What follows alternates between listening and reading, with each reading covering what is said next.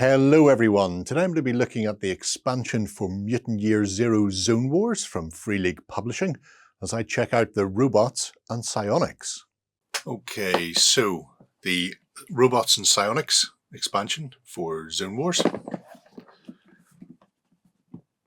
It contains two new factions, so the Nova Cult and the Mechatron Hive. Mechatron robots. Contains cards, dice sheets, ruler, scenario booklet, all the tokens you need, along with the miniatures, and some cardboard terrain. So, popping that off, we have cards. So, 1.5, maybe 2 mil cardstock, gloss finished. Tokens, we have 1 sheet of terrain, 2 sheets of terrain, 3 sheets of terrain. Have a set of standard tokens and range rulers. A little what your terrain should look like when it's constructed, which is quite nice. Adding a bit of verticality to it. Big building there. We have our cards, dice and miniatures and our little rule book. So let's get this all out and we'll take a closer look. Okay, so starting off then with the paperwork. The Robots and Psionics guide, rules, what have you. 2 new factions. The Nova Cult, a secretive cult of human mutants with powerful psionic mutations and unknown ambitions. And the Mechatron Hive, a collective of robots, self-aware, seeking a place in the post-apocalyptic world. Lovely. 5 scenarios, like before, forming a linked campaign. The only thing you don't really get in this that you get in the core set is the mat to play with, because otherwise everything else is there. So that's the rules. The buildings I quickly threw together. Big beast this time. 4 floors from the ground up. Again, really good texture and detail on them, which I appreciate. Some barricades. Nice high ones this time after the low ones from the core set, giving you a bit of variation, because you can cross terrain that is shorter than your miniature, unimpeded. You just sort of leap over and go on. A couple of little rune sections, again just to block a bit of line of sight. There and there. Nice interior. Must have been beautiful one time. There are another couple of little trees and some gantries, gangways, bridges, what have you, that have been cobbled together. So 1 long, 1 short to allow you to get in and out of higher buildings. But the pièce de résistance for me has got to be this little greyish block, because it's actually a bus. How cool is that? Number 54. Come in, your time is up. Again, interior's all done. The top lifts off to allow access and also shows you the advertising that was on the inside of the bus before things went wrong, which is nice. And the door is separate, so you can have that in or out. I'm not sure if it's supposed to slide in there or not, but I have been sliding it in there. So that's just how I go with that one. But yeah, I really like that. As a piece of post-apocalyptic terrain, I think a long bus is a bit different from another short building. So I approve wholeheartedly and hope to see more of those in the future. So that's our terrain. Now, getting into the smaller cards. Okay, so there's obviously all the chunky cardstock, but there's also the game cards themselves. So we have here the character cards. So for the Mechatrons, there's Bender, the Mecha King, who I absolutely love. Alas, poor Yorick, I knew him a ratio. A Man of Infinite Jest, MARK 14, Wrecker, and Scrappy, which are just delightful.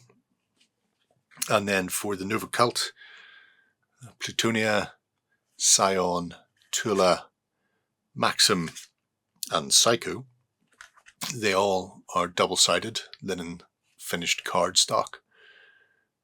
So hard wearing. And then there are the miniatures themselves. So starting with the mechas.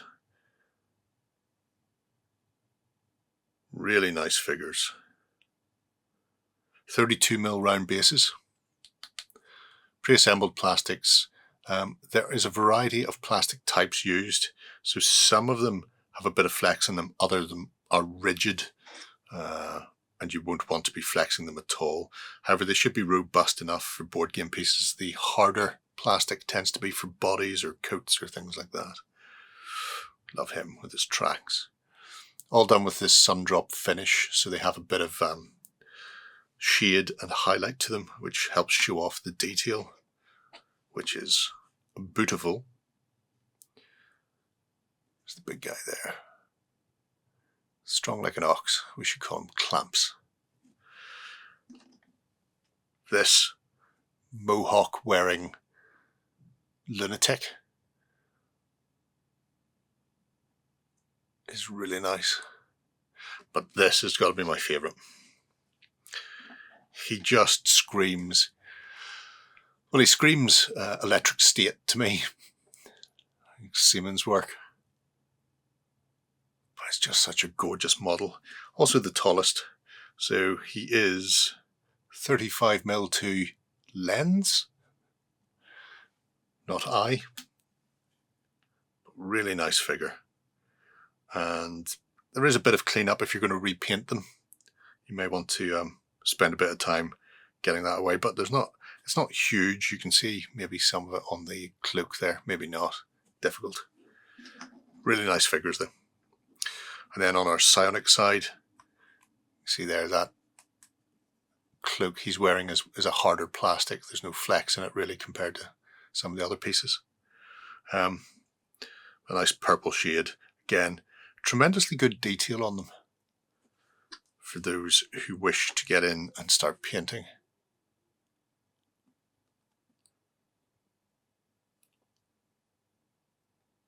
And I appreciate they've taken the time to do that wash highlight type of thing on them. So they are playable out of the box without any messing around. I do think it would be a crime not to paint them. But I know my first step would be to prime them all so that they no longer have any of the detail showing and then leave them back in the box for months/years. So I imagine for the initial few games they will be this color-coded set.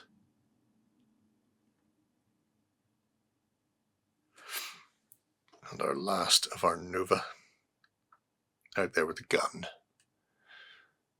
A little bit of a bend in the barrel. Could be straightened out with a hot water or a hairdryer.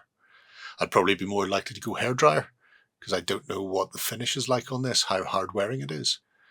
I wouldn't want to put it into hot water to have the paint or ink or stain start to lift. But regardless, really nice set of figures. There is also zone cards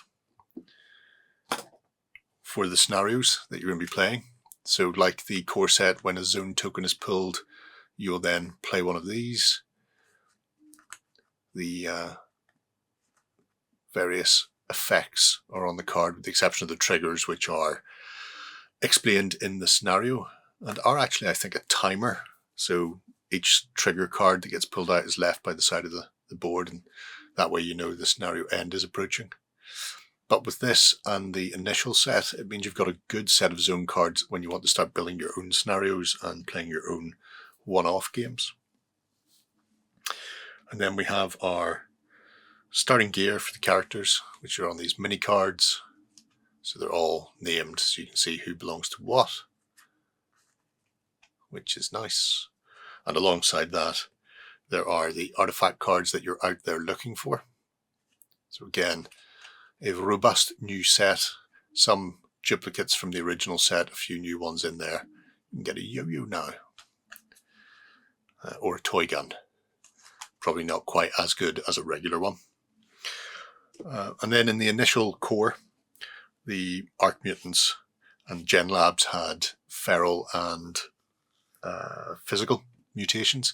Well, because we've now got different people, we have different things. So there are psionic mutations and there are modules. Can you guess who gets what? So the psionic mutations, as you would imagine, go for Nova, various upgrades that will give them a bit of an edge in combat and protecting their property. And then for the Mechatron, we have a whole host of backup systems, self-destruct and weapons. So modularity is key. Improve your chances of survival in the zone wars by upgrading. Upgrades, people, upgrades. So there we have it. The Robotics and Psionics expansion. So there we go. Great box if you've already got Zone Wars and want to expand. See another couple of gangs, the Mechatron Hive and the Nova Cult there. Again, fantastic figures. Really nice gameplay, very quick, slick to play, even if you're playing with 3 or 4 players aside. And the additional cardboard terrain in this, including the bus, is just absolutely gorgeous. Definitely recommend it. I recommend both of them, to be brutally honest. If you want to grab both boxes, it gives you 4 factions that you can mix and match and a ton of scenarios and all the terrain you'll need to fill out that 3x3 mat that you get in the core set. Let me know what you think of Zone Wars, and if you're a Mutant Year Zero fan, down below in the comments. I'll see you there. Bye-bye. Go ahead and check out our other content on screen now. And while you're at it, why not hit subscribe and remember to ding our dong. Go on, you know you want to click it. Go on.